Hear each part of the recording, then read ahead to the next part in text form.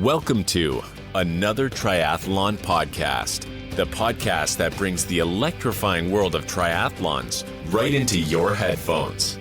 Journey into captivating conversations, share the excitement of race recaps, enjoy the humor only a triathlete would understand, and join us as we debunk myths and bring you the bare, thrilling truths of the triathlon world.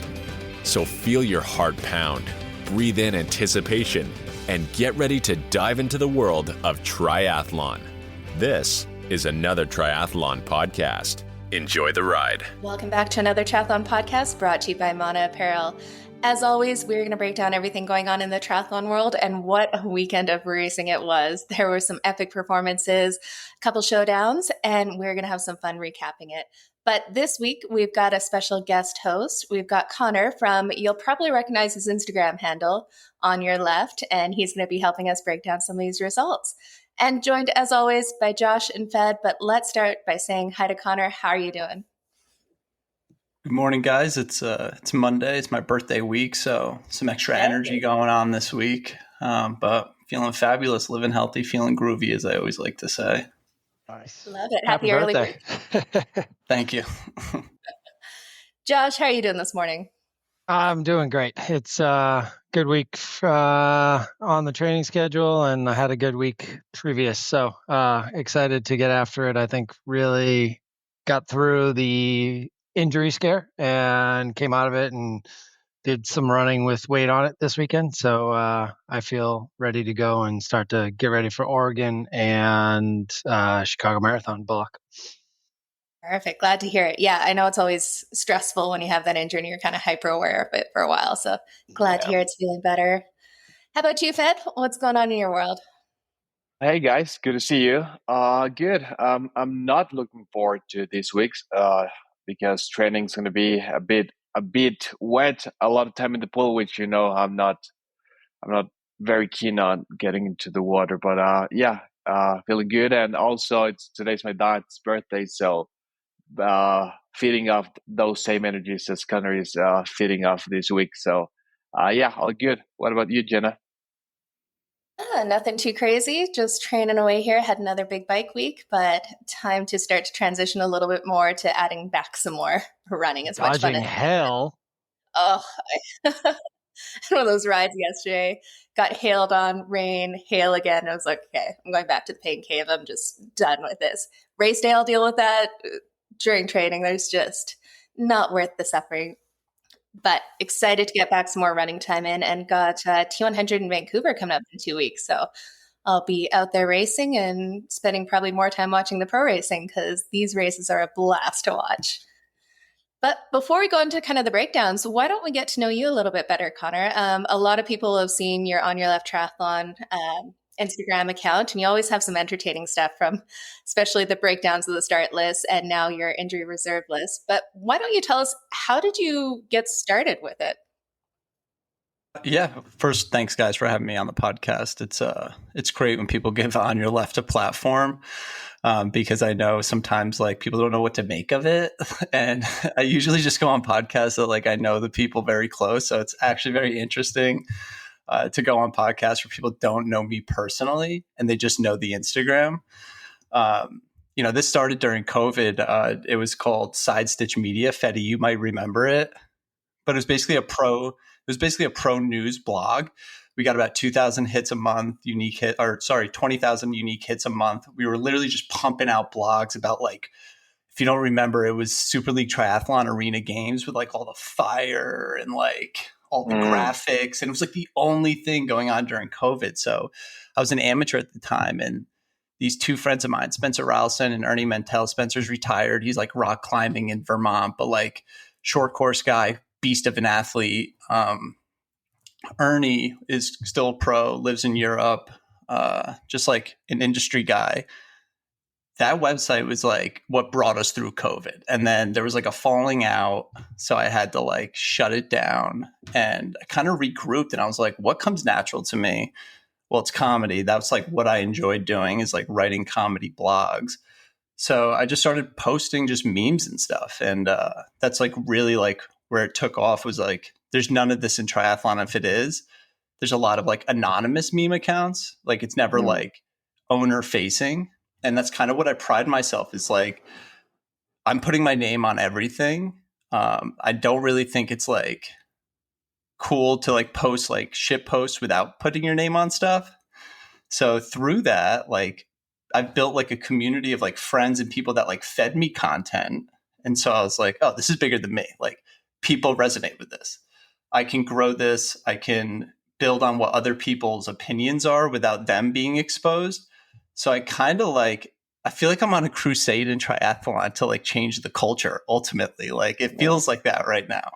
And that might be like arrogant to say, but there's not many accounts doing what I do publicly that are front facing. And that's kind of like what started On Your Left. It was just like, what comes natural?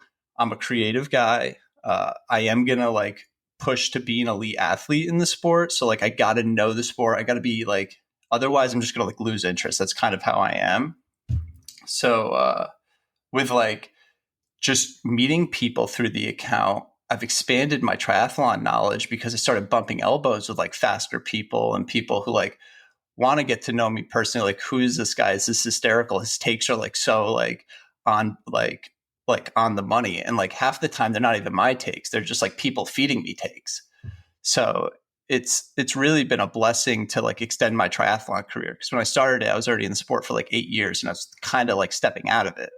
And then my wife's like, no, you should go race for the elite like field during COVID because we were training so much. And so that like really like On Your Left has created like a second life for me in triathlon. And Fede knows like he's known me for years. I used to have an Instagram, which was my personal Instagram. And it was like the most like gross thing looking back on it. It was just all me, like shirtless, ego, right, dude? I remember that. Yeah.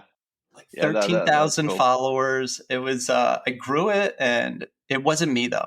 And it really wasn't me. And it was something that I was playing to play the social media game. And I understood both aspects of the business of triathlon, of like having to feed the social media machine to get sponsors, to like play the political game in a sense.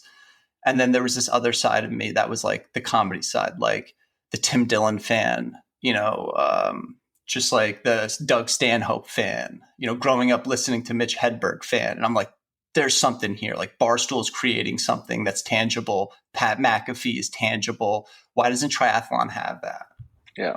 Yeah. I think you came along like in a very good timing, because when we met way back then, the triathlon scene was, everything was like the same. Like everybody was posting the same thing, just from a different angle. And then you came into the scene and you started being a little bit bolder and like raw and very confrontative with the industry. And I think that was very refreshing to see. And of course, there were people that didn't actually understood or get the comedy, but you kept true to yourself. And I think that's part of the like how cool On Your Left has become. And like pro triathletes make fun of themselves now, because I think you played a major role in that, because now they can look at themselves and be like, oh, I can actually make fun of my racing or my training, or it's actually kind of funny riding around in Lycra with like a stormtrooper helmet or whatnot. No, exactly. And there was a lot of these conversations, and I'll be honest, comedy's hard. Like I've rubbed a lot of wrong feathers. Like I'm noticing, like I'm rekindling a lot of these like old issues that I've had with people that like are just misunderstandings. Like I'm not going to name names, but there's this guy who runs a huge media company, and like I saw him at St. George, and I just walked up to him and I'm just like, hey man, like I know you don't like me because I've heard like through A, B, C, and D. I'm sorry. And like he was like, oh, you're whatever. And he was like, oh dude, I know, like that was so dumb. That was 4 years ago. Like, I'm sorry too. But like in my head, I created this whole, like, and probably in his as well, like this persona of this person. And then you realize like how small the industry is. And I'm like, damn, like it's hard for people to separate Conor Bollinger from On Your Left. And I'm realizing that after like 5 years into this. And it's because I keep my circle small with like who I really engage with in the sport, like I mute every triathlon account because I don't want to be influenced by memes, by jokes, by opinions. I want everything to be unique because that helps cultivate like a creative environment for me. So like I'm just noticing that the sport has this perception of me personally, and that probably falls on me. Like it doesn't fall on anyone else. And that's what the hard part of comedy is like I have definitely ruffled feathers without the intent or like specifically like pointing someone out. I mean, there are a few instances where that has happened. And I take full responsibility, and I realize like, shit, like I maybe should do a better job of like filtering stuff. But I feel like I've developed like a great like filter on how to do that now 5 years down the road.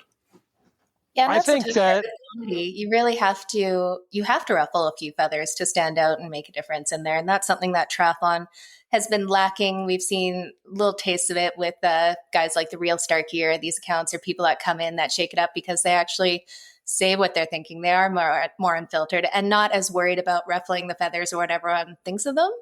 And I think up until this point and outside of those few examples, it's just been a lot of, it is a small industry, so everyone wants to play nice and be friends, and you don't get the same entertainment out of that as something like what you do that, excuse me, does ruffle a few feathers. Have you found that it's hurt you in ways with like sponsors or some of those relationships, or is it?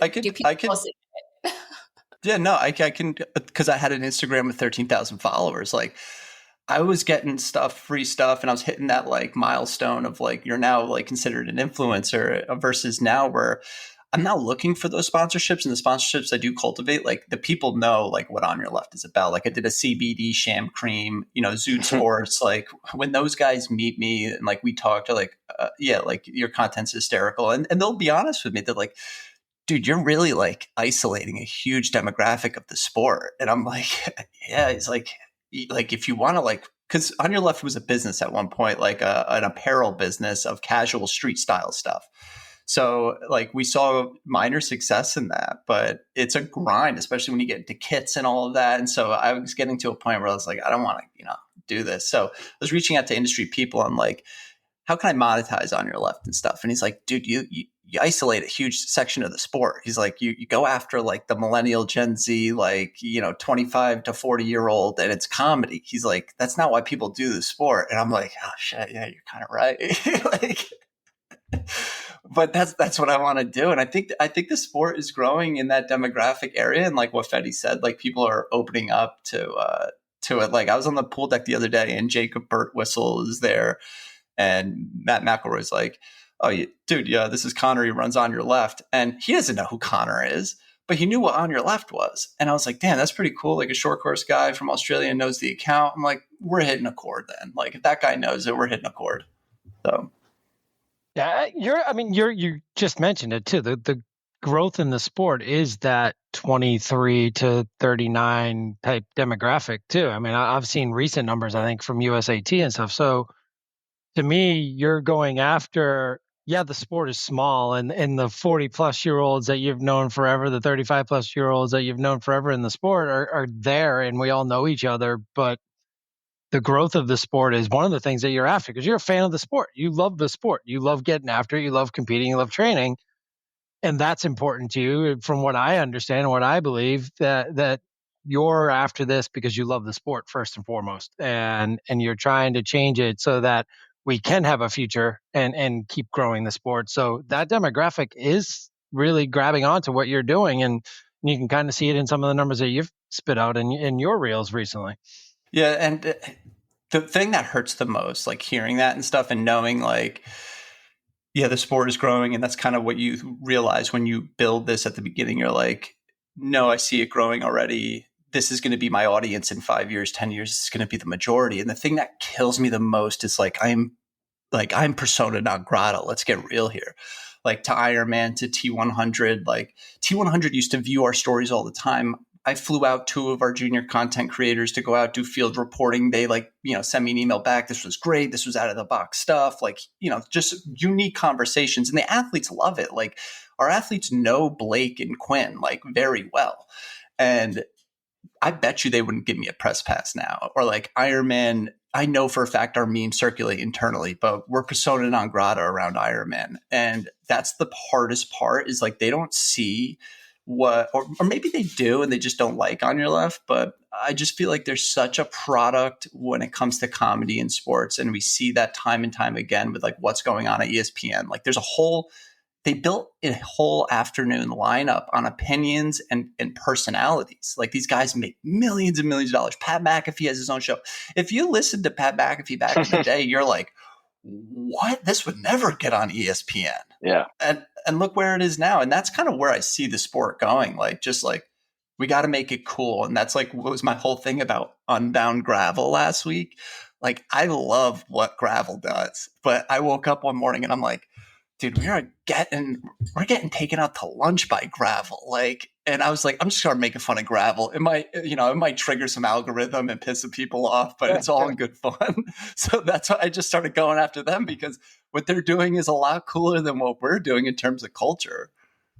I looked at the view. I put it on and I looked at one point, and the views of the actual YouTube live stream were way above what you would see in a triathlon live. I think the T100 was at like 4,700 at one point when I looked, and Unbound Gravel was like 25,000 or 200,000. I mean, it was insane how many people were live viewing a race that was in the 8th hour of the female gravel 200-mile race.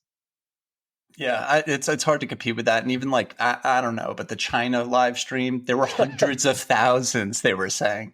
And that might be believable just because like it's the only race. Like Ironman Wanda sold, so that's why there's like no Chinese races for a few years, and now they're bringing it back. I'm guessing that's why, because they sold in 2023, and maybe it's because there's no other option to watch it out there. But there was like at one point 400,000 it said viewing. I don't know if that's right, but wild if that's accurate. And the Brazil broadcast yesterday too. I mean, these are just Ironman non-pro series. And here's Brazil, and you can watch a split screen. Yeah. Come on. Some of these local race organizers are doing it better at times than the Ironman, the big machine brand behind it, which is just insane to see. Like, look at us right now. We have a quad box right now. There we go. Speaking of finish lines too, did you see that finish line in the 70.3 in France? It was like Indy League pulls into the stadium and the fireworks are going. It's like, this is an Ironman that nobody even knew was on this weekend. Yeah. No, I saw that. That was like that's like the Louisville, finish line. That's the closest thing we got. It's like an open air mall. That is insane. Well, why don't we jump in and chat a little bit more about the Ironman racing? We had Ironman Hamburg, the European Championship for the women's race, going on this weekend, and it was such a good battle. Fede, do you want to give us a rundown of what happened there? Yeah, well, we had a pro women's only race, and we had the likes of Laura Philipp, Kat Matthews, Daniel Lewis, and we had an Ironman debut from Solveig Løvseth from Norway, and it was an incredible race. I mean, Laura Philipp, Ironman record, 8:01, and I think Josh posted, imagine if transition wasn't that long, we could potentially be speaking about the first it's top legit 8. Almost a mile by the time they're done running. So she's at least way under 8 hours. I mean, it was 8:03 and 8:05, the top two, right? Yeah. So, I mean, insane. 8:03, 8:05, and then Laura with a 2:38 marathon. Man, there's a trend when German triathletes stay quiet on social media. They're coming for something, and we had this coming from Papa Jan back in the day, Sebastian Kienle, and now Laura Philipp. When they stay quiet on social media and under the radar, and they have a race coming up, usually they perform really, really, really well. And Laura was right there from the get too. Like we talked about it last week, where I said maybe she doesn't finish first or second or third because she blows up on the run after trying to bike through. But she was right there in that top 4 swim. I mean, I couldn't.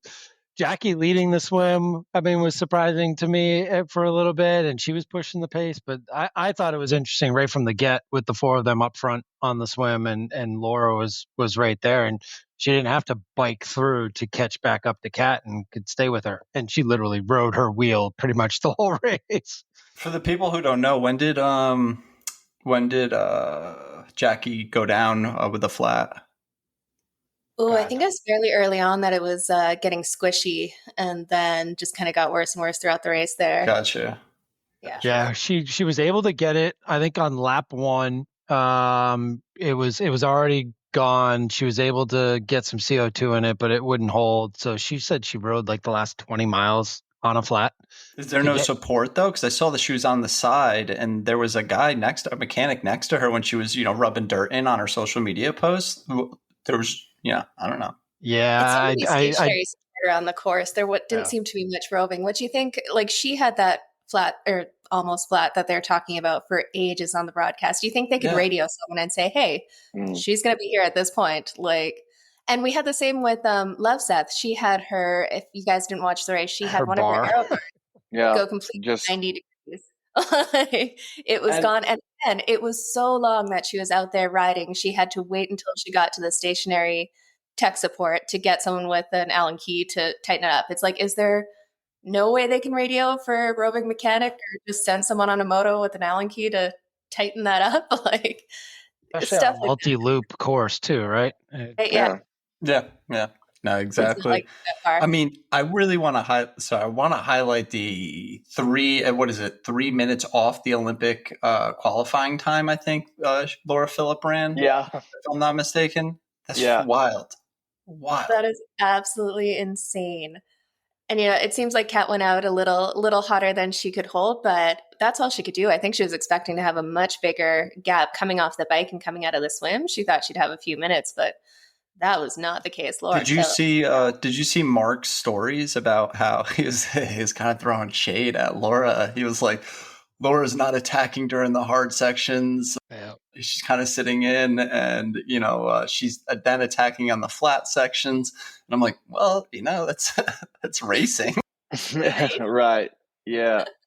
You need to play your strengths. It's like the Giro. Everybody wanted here in Mexico with Sac del Toro. We wanted Carapaz to help him on the second to last stage, but Carapaz was playing his cards. He didn't want to pull the guy to the victory. So that's racing, and you might be cordial towards each other, but at the end of the day, you don't want to put yourself in a position of helping the other guy or girl win, and then you're just pulling them along the ride. Yeah, you see it all. Yeah. Go ahead, Conor. No, to say you see it all the time in short course where like you get the grunt, the ego, where it's like, you guys aren't going to help, I'm going to do it. And then it's like, okay, see you later on the run. Like, you just blew up.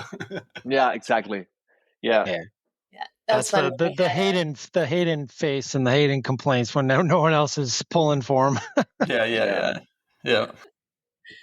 No, but that was such a good race. It was down to the last few kilometers before Laura Philipp finally passed Kat Matthews, and they're just kind of tracking her all day. And the broadcast actually managed to pick it up and didn't have an ad while they were passing by. So that was always good to see. There was a part of me, I was going to bed and someone was DMing me like, race canceled an hour. And in my head, I was like, oh, if they cancel a swim, I'm going to have to wake up and make so many memes. So I'm very happy they didn't cancel the swim. Oh, man.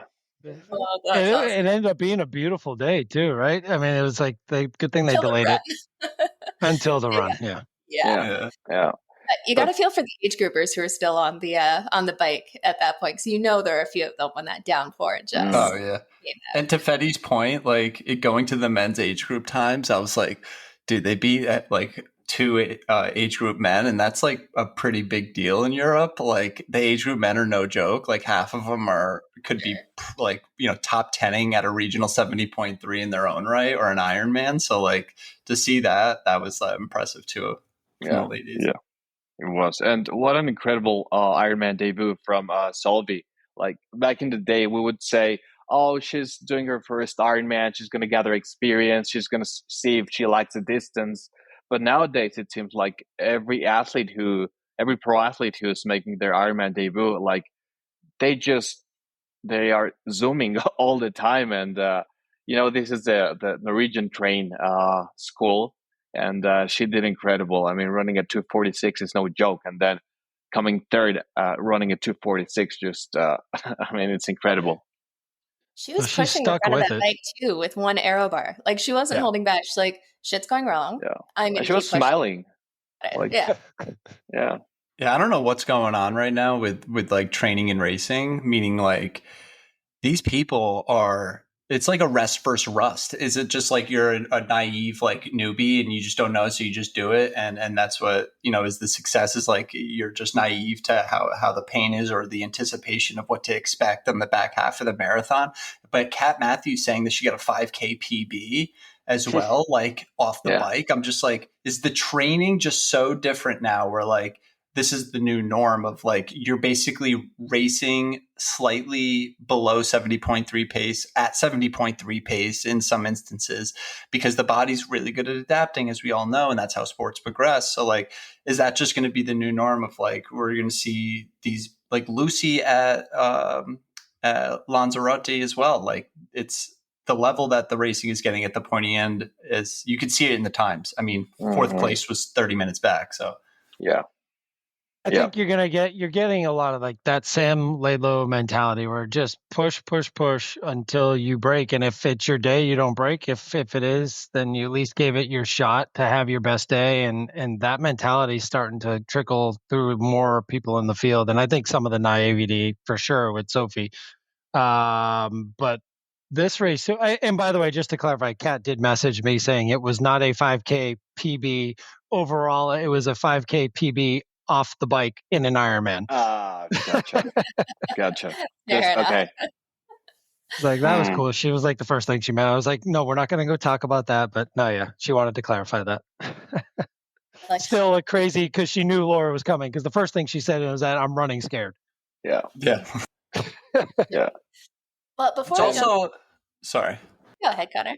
No, I will say I'm not a big fan, and I don't know if, can you guys hear me all right? Because I had to be okay. So I'm not a big fan of the Ironman social media team. I don't know if this is who recorded it, giving gaps to the athletes. Like I saw that Ironman posted that of T2, and she was like, or he said 90 seconds back, and like she just like looked up and saw it. She could do that on her own. It's her responsibility to do that. If Mark is there and yells it, that's fine. But like have an Ironman social media person, I don't know if that's the case, but that was like kind of weird in my opinion. Yeah. It's a hot take. Yeah. Totally. Yeah, probably. Yeah. I love, that's a great debate. Like, what's the threshold of outside assistance? Right. Well, you know, we don't usually talk about some of these other Ironman races just because there are so many on the circuit right now. But I had to bring up my what the F of this week is the Ironman Brazil race in there. If you didn't watch, we actually had a mono-athlete, Luciano Tacconi, took the win for the men's side, which was incredible. But the story from this race is Manuel Macias ran a 2:26:50, being the first person to go under 2:30 in an Ironman marathon, which is absolutely insane. Sounds like the bike might have been a little bit soft, but I think he was 16 minutes back off of Luciano, but 2:26:50, that is unreal. What do you guys think about all Strava hunting to see if it was a legit course? I followed a lot of the guys. I went into the age group top field and I was like, this haven't posted. No, but this race in Brazil always gives something to talk about. Like I remember the first time Team Dawn broke the Ironman record was on this course, like, I don't know, 8 years ago or something, 8-9 years ago. And it's known for being a fast course, but 2:26, man, it's, I was like, I couldn't believe it. I also was Strava hunting. It's incredible. And I don't know, it's, well, first of all, kudos to Lucho and to Fede. They did an incredible race, and Lucho deserves all of it. I mean, just the hardest worker in the room, and couldn't be happier for him. But my God, 2:26. I don't think a lot of people can do that after riding 112 miles and swimming. You know, nobody's gone under 2:30. He didn't even go 2:29 something. I mean, my God. Let's just go right to the 2:26. What's his background? Somebody, I think Blake DM'd me and was like, no, this guy, or Evan, this guy's got a run pedigree, short course, ITU guy. Is that the case? Yeah. So he's like top 20s in WTCS off of his run. His bike, he'll usually be in the second pack or farther. But then he'll have a run time that's up there with like Hayden Wild and stuff. So he's definitely got that run pedigree. But the crazy thing is, in St. George, he ran like a 1:13. So he ran a faster pace for this like marathon than he did a 70.3 a few weeks ago. But that bike would have killed the legs a little bit more. Yeah, for sure. And there was only that like one tiny hill that they had to do 4 times in Brazil. Yeah. Which was nice because they had the elevation profile that was very clear, and you could see it again on a broadcast that no one knew was on until he started running at 2:26. People are starting to go, holy shit. It's I will say it's sad though. Like as soon as someone has a performance like that, the taboo argument starts happening, and then you never know. So people just start looking in, and that's what happened with Thomas. Like I no one went to bat harder than I did for Thomas. I was like, no. Like his road, half, and marathon times are legit, and then it comes out. So hopefully everything's on the up and up, and I would love to believe that because that's how I view the sport. Fundamentally. So the thing that excites me more about this one is because he has been on that WTCS circuit. So they're getting tested a little bit more regularly, I think, than someone like a Thomas. So hopefully it's legit in there. And you mentioned the Strava hunting and stuff. I think the numbers I saw were anywhere from like 25.8 to 26.1 miles overall. So even if it's that 25.8, you add a couple minutes, he's still under 2:30, which is just insane. I want to see him go up against a bigger like field though, like a legit field, because we haven't seen a Patrick Lange or a Christian Blumenfeld go under 2:30, but they're riding a whole lot harder trying to win the race at the end of the day. So I'd be curious to see how he stacks up in a pro series race. Yeah. I mean, he's still racing WTCS. Like his last race was in April. And he is usually a 14:30, 14:50, 5K type of guy. But from like doing a 2:26 from that, like you could throw like, I don't want to say it's easy to run a 14:50 nowadays in WTCS, but there are a handful of guys who are able to do that. But I don't think there's like a super strong correlation between running a 14:50 to a 2:26 on an Ironman, and still racing short course. I mean, it's incredible, but we'll take it with a grain of salt, and we'll see what happens.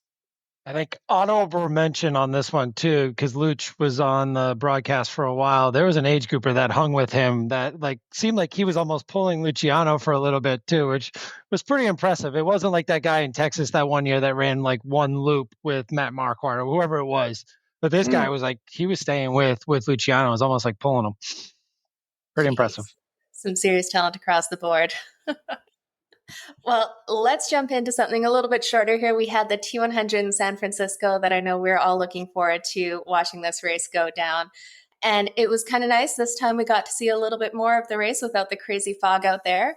I don't know about you guys, but I was having so much FOMO not being down there like last year, but it was great to watch. Miss VIP at the finish line watching everyone puke. Yeah. It is so good. Yeah. Got to watch it on TV this time. And I will say, like, before I go into the race results, the broadcast was okay. It wasn't as terrible as we've seen in the past. So I think Conor's got a take on that broadcast. It's literally like my personality to just shit on the broadcast. I just can't believe TriMag posted that video. Like they were doing them a favor. I'm like, oh, this is free content. I would kill for this. With them, I kind of like how they're starting to do like, there's the one commentator who's the like not the triathlon guy, who's kind of asking questions that maybe the new to the sport people are coming in and might have questions. But of course, we all know, and we're like, okay, same things over and over. But it is a way to kind of involve a little bit more of that community that might not know triathlon as well. And then talking to their support crew on the ground, you get some, I think, better insights there. But they could have done a little bit better at times with the balance between what they were showing in the men's and the women's race for sure. Yeah, it was sad not to have Jack or Jan there. I think that they make the dream team with another female color commentator, and then you have his name's not John Gooden, but I call him Temu John Gooden, because I love John so much that he did a few of their races early in the beginning, but they basically replaced John with like his clone and a UK guy that probably because John is too expensive because he does the UFC. But I think Jack and Jan are going to Vancouver, if I'm not mistaken. But no, I think like that they're involving of like next gen stats and like the heart rate and stuff. It's always valuable. Like when we saw the Slovakian guy Kubo, like he was redlining from the beginning, and you just knew, you're like, oh, this is going to be a long day for that guy. And lo and behold, it was. Justin Reale redlining, trying to catch the lead pack on the bike, and I was like, it just wasn't going to get there, but he was trying. No. I like how they finally have some of those drone shots where you can see visually how far people are from each other, instead of just that side-on shot and the timing and stuff.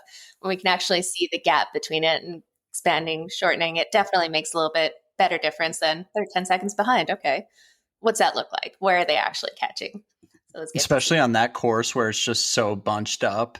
And I put out a story on our Instagram. I was like, give me your hot takes about this. And I probably got like 30 responses, and, half of them I can't repeat, but someone said like, this really isn't a course for a draft. It's bad for the draft size on this course because you don't see the athletes. It kind of takes away from the power on the bike a little. Yeah, you do have some of that flat section by the water, but with the climbing and stuff, it's just, I don't know. I almost would rather see like the Alcatraz course, because you'd probably see half the athletes come with a road bike, and you would just see people just, go big or go home on the bike. And in that sense, like the venue itself, I'm not a huge fan of, but the run course I love. This run course is great. It's got everything.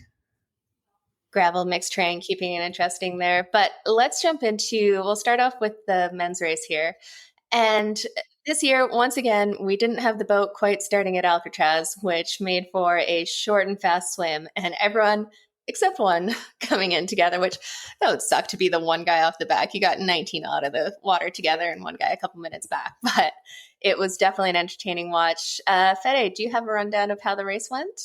Yeah, I do have the results right here, and we had again German domination.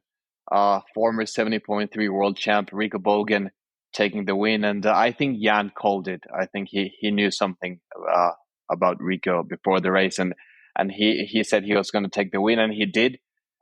Just incredible racing from him. Current 70.3 world champ yet again, so it's nice to see world champs backing it up.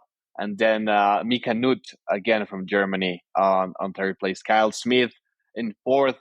Martin Van Riel coming in sixth. And what I really want to talk about right now, it's Vincent Louis. Like, first of all, his kid. His kid.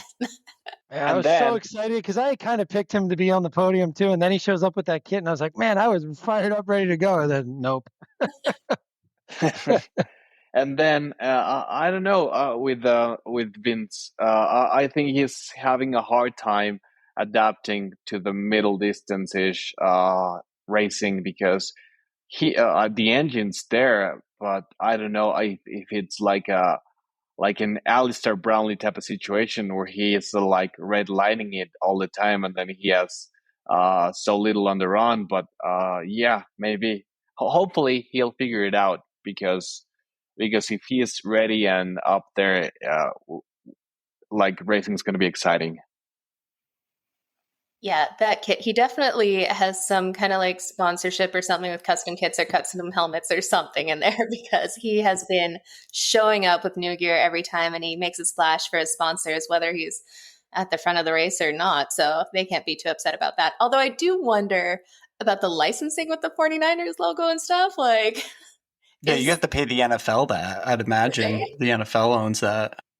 Well, little insider info there. Some of his sponsors aren't happy with helmet issues because they're supposed to get approval on all of the helmet designs, and they are finding out about the helmet designs on social media when they get posted, which made some people. That's a real thing. You heard that? Like, people aren't happy because. Yeah, from the sponsor. So jeez. They are getting a few not so happy emails afterwards. But Yeah, because they've got that helmet space, essentially. I have a meme ready to go. It's the more sunglasses and helmets you have, the slower you get. Because I've noticed this. I've noticed this correlation. The more he's accumulated, the slower. Has nothing to do with age. I have one helmet and I'm slow, so it invalidates the whole argument.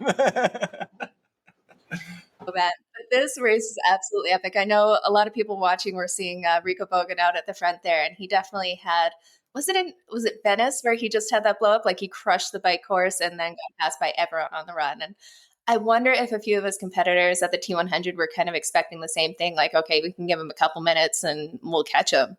But he ran, I think, like a minute slower than Yelly or something. Like he held it together. That was seriously it was 3 minutes faster than anyone else on the bike. Yeah. Yeah. Crazy. I love the shots that bike course though after they go over that, like the top of the hill where they're all flying through the air. Coming back, yeah.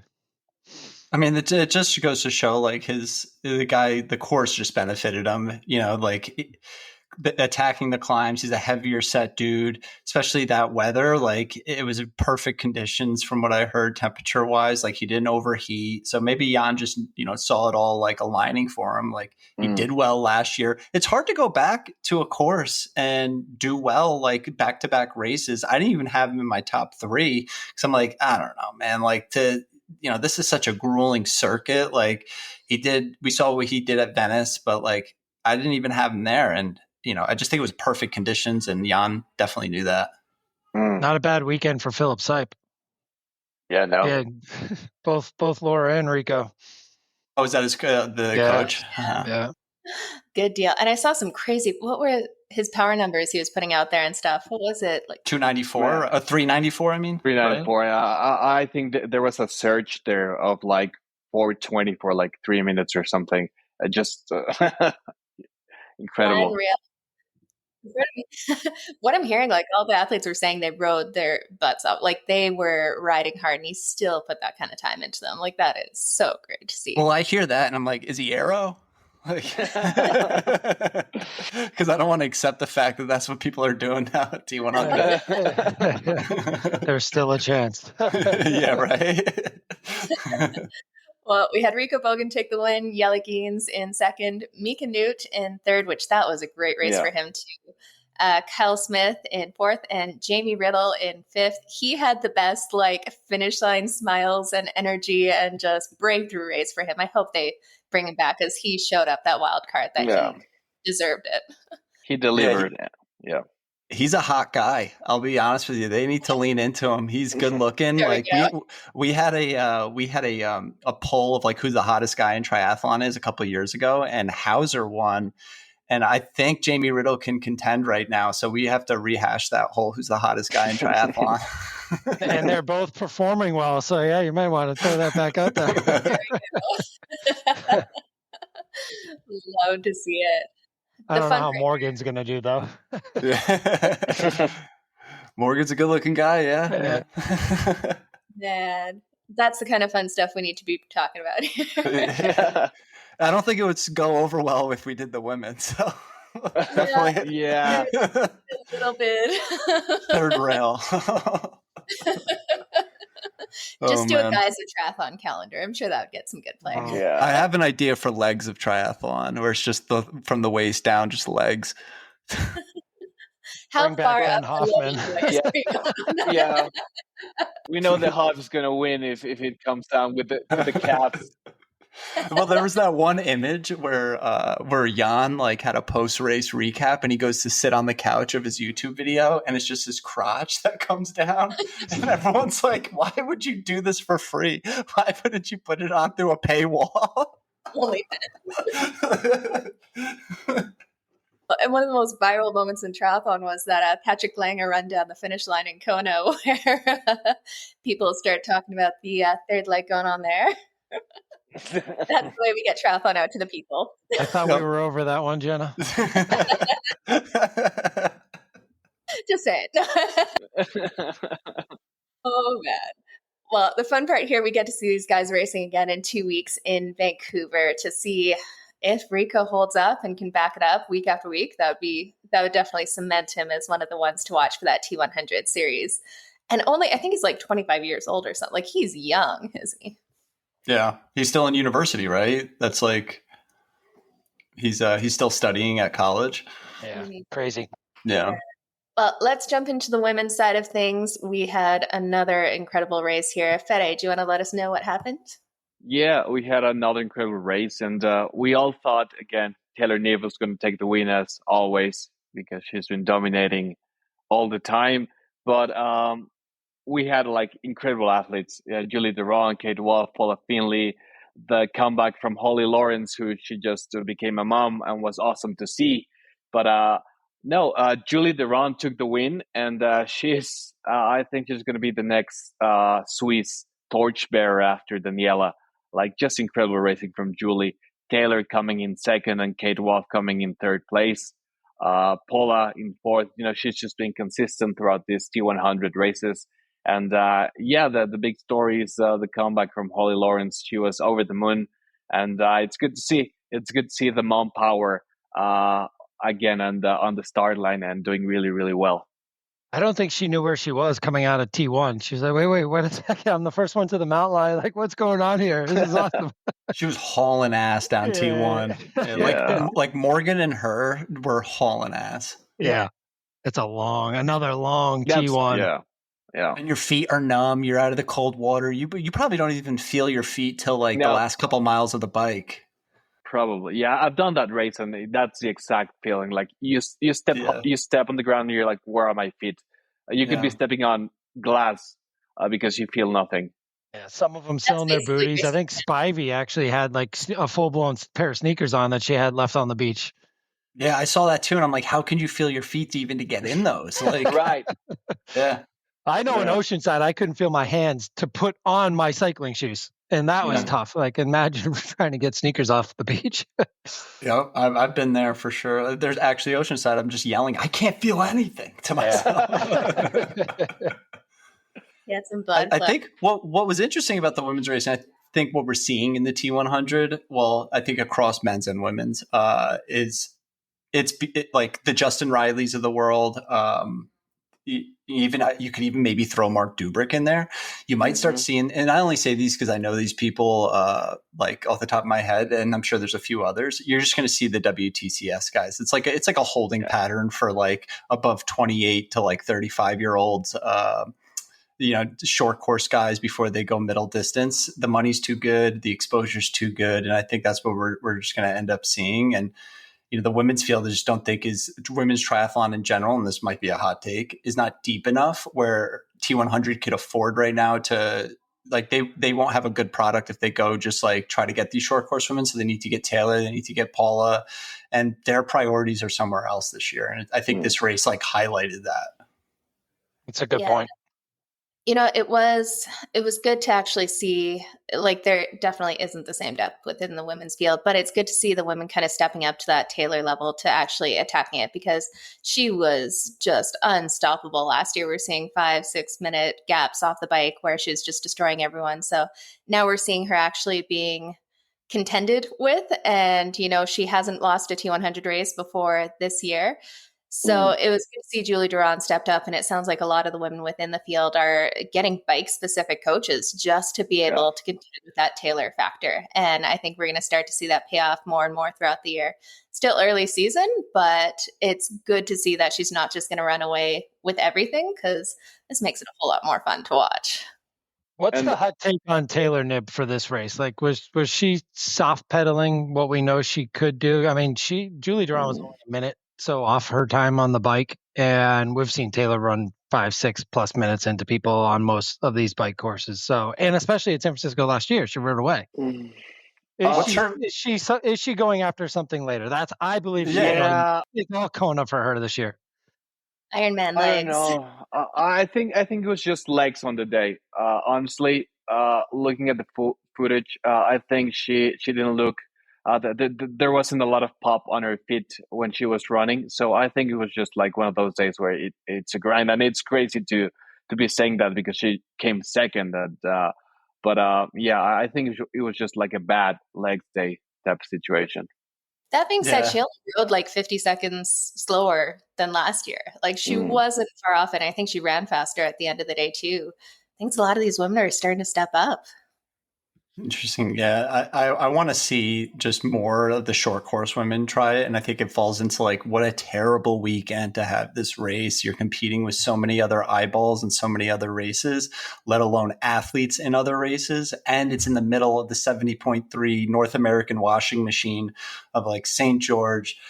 You got, Eagleman, and then I want to say there's like another 70.3 at the end of June, or like Boise, which is like early July. I just think it's a very bad. You have you have Hamburg, you have another 70.3 in Europe that's a pro race last weekend. It's just a crazy like WTCS race in Italy. Like Cassandra was there. Like I'm sure Cassandra's like, I would love to go race the T100 at like schedule permitting. We might see her in one later in the year because I think she posted herself on a TT bike earlier in the off season. So I just think like the timing of this race, I get why they did it from a business perspective. Off like going into Vancouver, it's probably like a lot cheaper to ship stuff there and then ship it up to Vancouver. But personally, I would like to throw my recommendation to the T100 if you're listening. I would love to see an Olympic non-draft on a flat course, and the mighty Montauk in the Hamptons and Montauk out on Long Island is the same weekend. It's a beautiful course. It's on the way. And you can get a ton of drone shots. That's my 2 cents. Just throw us a bone. Love it. That's close enough for me. I'll go cover that one. That's what I've been keep saying, that we need to bring back Olympic distance non-draft. I think that's a perfect distance to race. And I mean, we only have one in North America, and it's St. Anthony's, and that always gets a crazy pro field. Like just because guys are like, it's like so nostalgic. Like, let me go do this local pro race with what was it, $10,000 prize purse. Like you just don't see it anymore. So it would be really like an homage to just triathlon in general. Like we're gonna do this. What about Ashley Gentle? I mean, still in the top. No, outside of the top 10, 11. Came 11th. Maybe I don't know. Maybe just she not. The cold.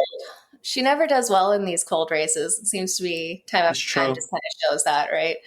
Every time that's kind of her Achilles heel. But she didn't have a great Singapore either. So is that like, is she prioritizing something later? That's the other thing. Like Paula definitely, as we know through the Ironman series that they're doing with her, or is Ash just sitting on her laurels in a sense? Like, is she over it? I don't know. Yeah, I think she said she's sitting waiting on though. Like that's the thing. Like she's in the T100 fully. So like, what is she sitting on? I don't know. I think a few of them have got new coaches, or I think she's just trying to tweak her plan a little bit, and maybe there's some of that. I think Paula Findlay was one of the biggest surprises of this weekend too. I mean, for her to hang on and pull up the fourth and almost get caught by Holly, I think that was a big day. I mean, I saw Paula in fifth again. I was like, here comes Paula, another fifth place at T100. And she was able to drop into fourth, and what a start to her year too. I mean, and she's not going after the pro series, but she's in it, and she's still got some races left. I mean, she could have a pretty good year at the end of the day, and TTL Empire is going to grow some more.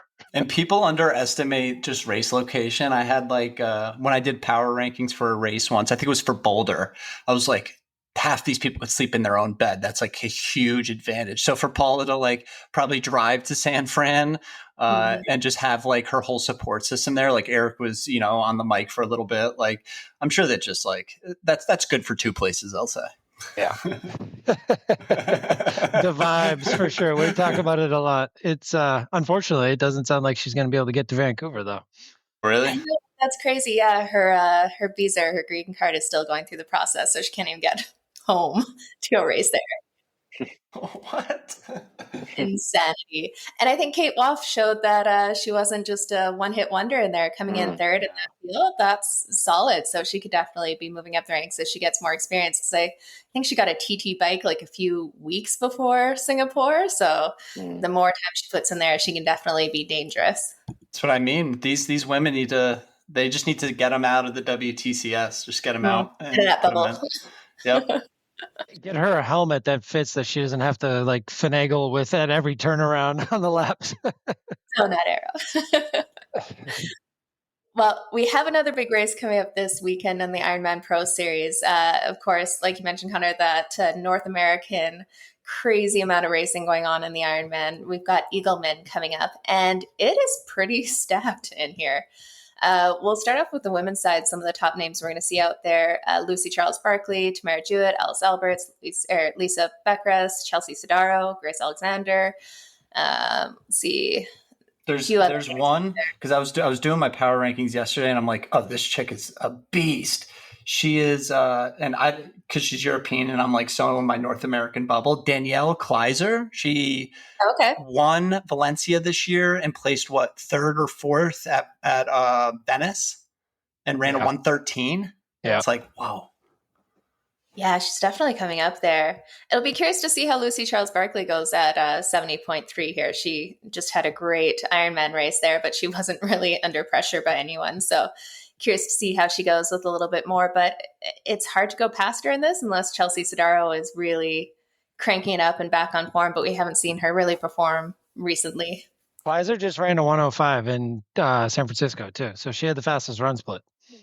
She raced. Wow. Yeah. Okay. That could affect the power rankings. You were on the right track. The back-to-back weeks, though. There's also this American who I've never even heard of, and no offense, there's a lot of people like come through this. Adele Lincoln. She's had a couple top fives. I think she placed like fourth at Chattanooga not too long ago. And then you have this woman who's, I don't know what her age is, but she hasn't raced in like 7 years, and she was like consistent in the top five. From Canada, you might know her actually. Kristen Mercant. Don't recognize it, no. I was looking at her results. I'm like, Jesus, she was a beast. And you read about her, and you're like, oh, she's been hurt for like half a decade. So, that's Grace Alexander, obviously, like chip on her shoulder always. Lisa, that's a rest versus rust thing. I mean, a rest thing if she's going to be recovered enough. And then, who can basically, I feel like it's a race for second. I'm sorry. I'm just going to say Lucy's going to, the British are coming. The British are coming. Well, and then the whole Chelsea and Ash Gentle, like, who are we going to get? Is it done? Are they done? Or do we have another wave for Chelsea Sodaro to come back through? Because I think a lot of people are kind of saying one hit wonder type stuff, but it's hard to say coming off of what she did at Nice last year that she's done. I think she had a really good world champs. So I do think if she is healthy now, which we keep saying every race this year, but I think she can still pull up, and she doesn't have the wear and tear that everyone else has, especially the ones who just raced T100 and coming across the country. If there's ever a race for her to come back, it's this. It's pancake course. Like you either put up or shut up at this point, which might even cause more stress, like more pressure. Like if I can't do this one, Jesus. Oh, yeah, I think the mental pressure definitely hurts on her side, at least when you have all that weight of expectation that people are like, okay, show us what you can do. Are you still good at this or what? But she made tons of changes last year with the bike and coach and everything else. So maybe it's taking a little bit of time to feel confident with all of that. But it would be good to see her up at the front and really pushing it, because we don't want to see any runaway races with Lucy Charles just kind of biking off the front, which we've seen her do a number of times. Swim off the front, bike off the front, and just run to the finish. This is why, I mean, I'm so happy they made this a Pro Series race. This is our Venice, essentially. Like the roads are butter. It's going to be, bike bigger, go home, run faster, go home. Like you're really going to see people just hammer on the bike, knowing like tomorrow's coming. Danielle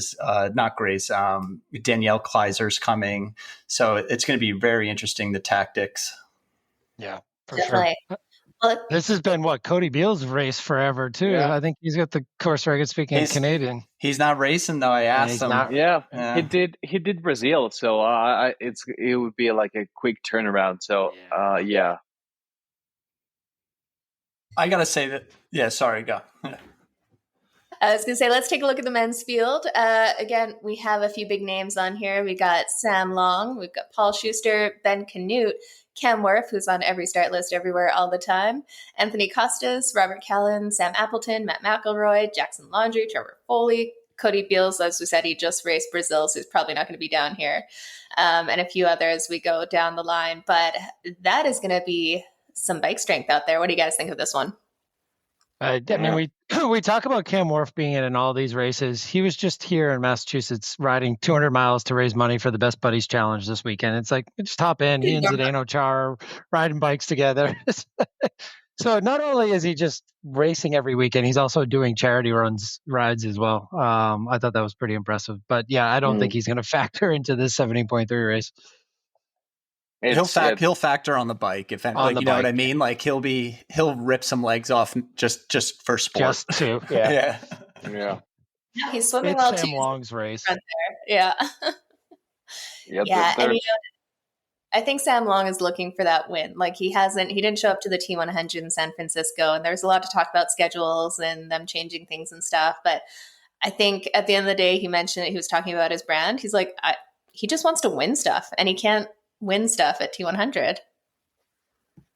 Yeah, I think the dumbest thing Ironman could have done is give Ben Canute number 3 bib and Paul Schuster number 2. Like, you don't give Ben that type of fuel because Ben has been in the sport for so long. He's been at the highest levels of the sport. The guy, he needs motivation. He'll pull motivation from anything these days. And for him to get bib 3 out of this after placing 5th at Oceanside, I'm like, dude, if I'm Sam Long, I'm like yelling at Ironman, like, you give Ben 2 because Ben strategically picked this race, strategically didn't do T100 or St. George, recovered after Texas, had an all right showing at Texas, great showing at Oceanside, and Ben's going for the Pro Series. So I'm honestly like, the only problem with Ben is small guy. Like, this is going to be a hard bike. Paul Schuster's going to push. Paul Schuster's an Ironman guy. Let's be honest. He's on a 70.3 guy.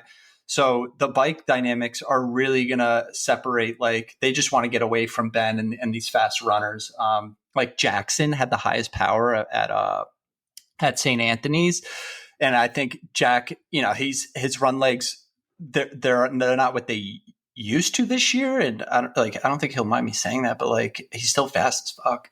And then Trevor, chip on his shoulder, he's pissed. Like, there's just so much, like, there's so many understories in this pro field. Shakhar Saji from Israel, ITU guy, fast runner again. Like, Sam Appleton's having a cracker of a season. New kid. Like, there's a lot of stories here. Yeah, Bradley Wise. I mean, he can bike and run, so he's a smaller guy, but I think he could be like a factor if it comes down to like the run. He's on the start list because he's not in my power rankings. Yeah. Damn. All right. Yeah, that's kind of the fun part about this year, with no real stakes in the I2 racing at the moment, or WTCS racing at the moment, with no Olympic points on the line. We are seeing some of these even Olympic distance athletes come up and see how they can contend against these Ironman and 70.3 fields. But this one feels a lot more like a classic, like North American Ironman strength type athletes race going down. Yeah, we're definitely missing, Matt pulling out, Lionel pulling out. It's not as strong as I would like to see, like a Valencia or even a St. George. Like, looking at the St. George versus this list, you're like, wow, like we really should have appreciated St. George for what it was. But then I see a guy like Quentin DeVos, and I have no idea who that is. And last night I'm just like looking him up, like, who the fuck is that guy? And he's from Belgium. He's got like a dozen top 5s, and I'm just like, all right, it's a wild card. Like, who knows? But he's also like almost 40, I think. So, impressive. But, I mean, Europe, like 40 is like the new 20 in terms of cycling. So, from Belgium. If you're from Belgium, you can ride a bike. Seems to be the way these days. I'm just upset Ironman gave Ben Canute 3. Like, what are you doing? Like, the guy he's literally Captain America. Like, you give him 2. Come on.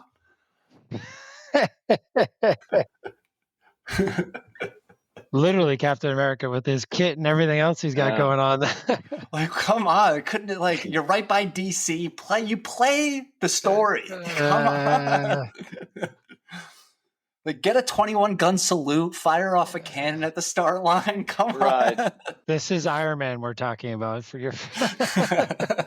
Well, the funniest is sorry.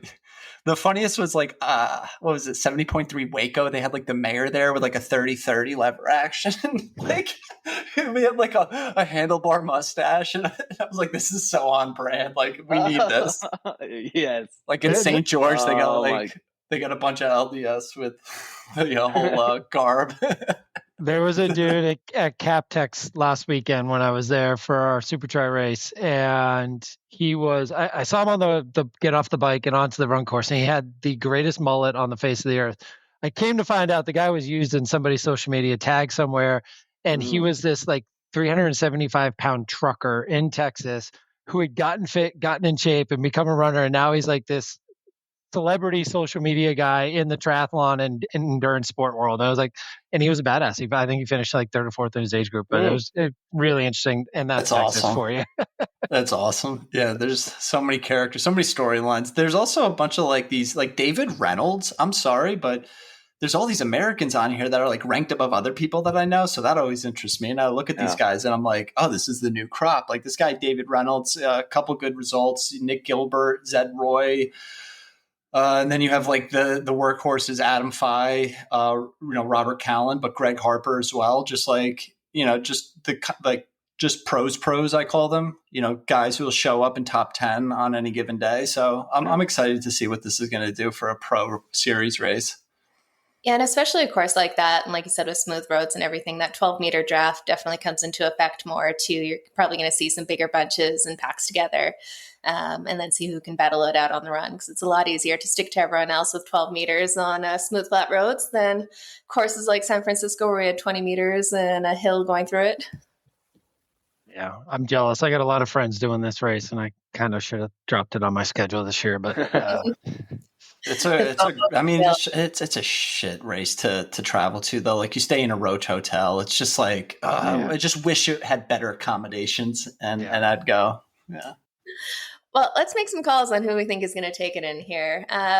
Conor, as our guest this week, let's see. Who do you think is going to take the win in the men's side of things? I think Sam Long is in his own class unless he gets a mechanical or, Sam, from what I heard after Chattanooga was like, a couple of days you did a 100-mile bike ride, and it's like, dude, when is this going to catch up to you? Like, and so if Sam is recovered, Sam's in a league of his own. So I'm going Sam, Ben, and I think Jackson is going to pull it up the podium. And for female, I mean, similar to Sam, LCB I think will be in her own class, and I really want to say Danielle Kleiser and then either Grace or Tamara. It's going to be tough for third, but I just don't think Tamara has the bike legs and Grace is really going to throw it down on this one, I think. I like it. How about you, Josh? Who you got on the men's side? I'm going to go with Sam Long as well. And then I think Trevor's going to finally show up. And this TT style bike course could suit him really well. And we're going to see those bike legs finally come around.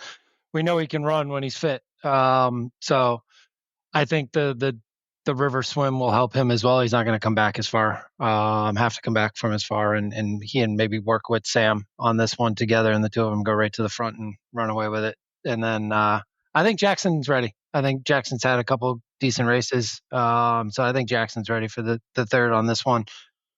On the women's side, Lucy, I do think Tamara's getting fit. So I will go with second. I know she's going to struggle on the bike as well, but let's go with Lucy, Tamara, Chelsea. I like it. How about you, Fed? Who you got? Well, since neither of you guys picked Captain America, I'm going to go ahead and go with Ben Canute. I think we need to back him up. And I think he's going to be fit and ready and just to be different. And I think Ben could potentially upset Sam. And it's going to be an incredible race. So I'm going to go Ben, Sam, and Sam. Ben, Sam. And, there we go. Which Sam second? Yes. No, Sam Long second, Sam Appleton third. Yeah, there we go. Oh, and on the women's side, who you got? On the women's side, I'm going to be boring. I'm going to go Lucy, Tamara, Chelsea. I like it. Okay, man, I really think Sam will win, but I'm going to go with Jackson Laundry is going to have a good day out there. Go the Canadian. You haven't lost on the Canadian top step yet. I mean, I have been on a great record for I picking think there's Canadian. a reason, but I mean, I wish there were another Canadian on the start list, but yeah, Jackson Laundry, I think he's going to take it in there. Sam Long in second, and let's go Canute on third because he wants to beat his race number. They got him on it. There's no M1, I think, because Lionel Sanders got pulled out of there, but they got him right. It went down from like 43 to like 35 or something like that, or 53 to 41, I think it was. Sorry. Yeah. Gotcha. Yeah. On the women's side of things, I just can't go past Lucy. She is so on form, and these 70.3, she's just going to pull it from the front. Let's go Lucy. I'm going to go Daniela Kleiser and Tamara Jewett in third there. Either way, this is going to be fun to watch. Let's make one more prediction. Ironman coverage. Is it going to be better or worse than the last few races here? Will they have a commentator with a mic for the if they zoom somebody in, like they're just what are they doing? They can't be doing this on the ground.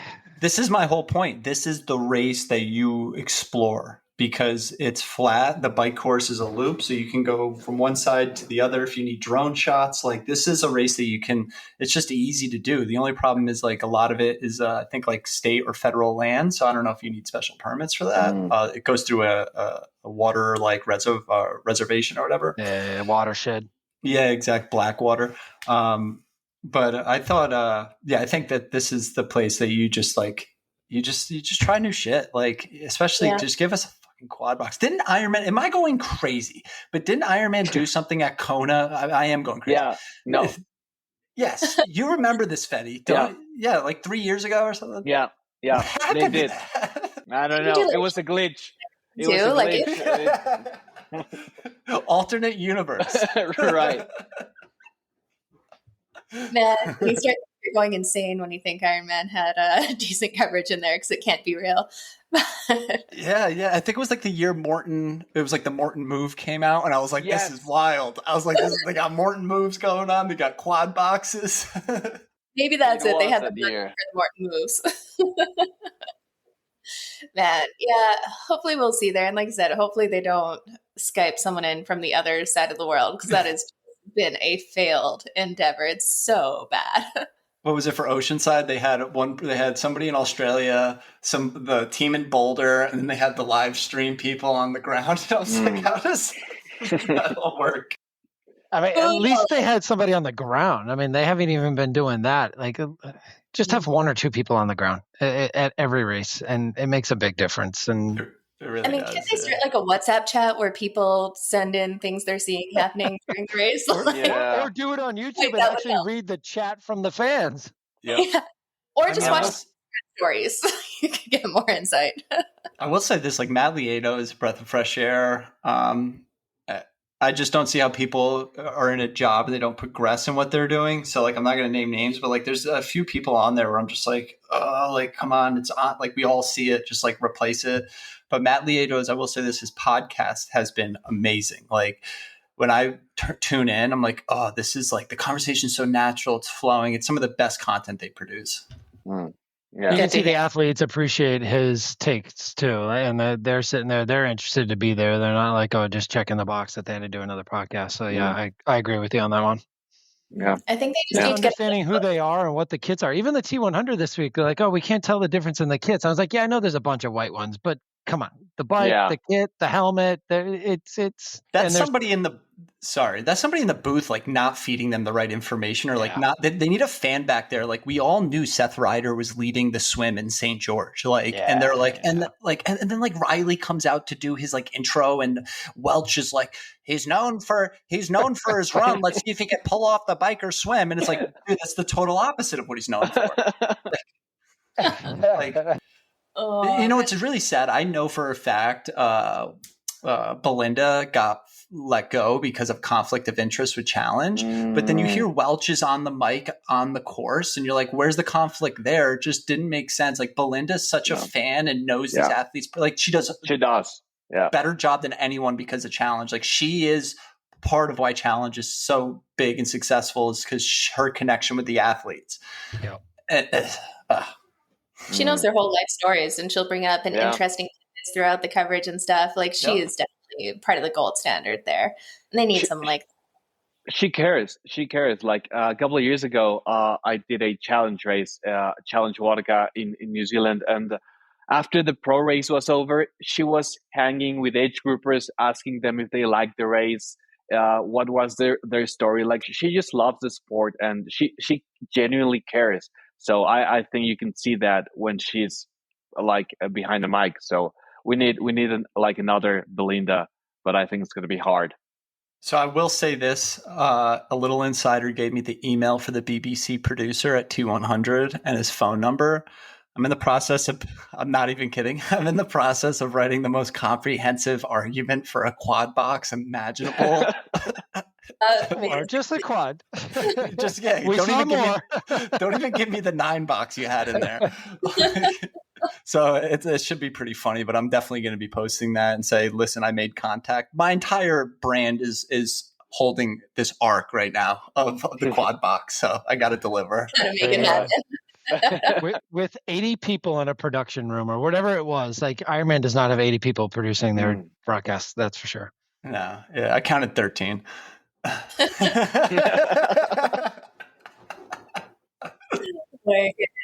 did the math. I'm like, if you get paid minimum California an hour, that's like what, 20. I'm like, geez, salaries alone is $2,500 for the day.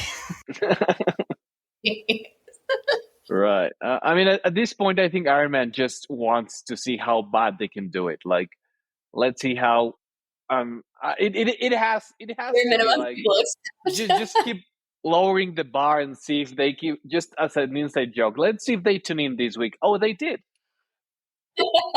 And they throw a 5th box in the middle with Welchie in the middle, and that's it. Oh man. Well, guys, thank you so much for joining us and doing the breakdown this week. That was a lot of fun to go through all of the race results, and we'll definitely be watching Eagleman this weekend. It should be some entertaining racing, and I'm sure we'll do some breakdown of both the results and the coverage next week. Until then, have a great week, guys. Thanks so much. Have a good one. Rudy.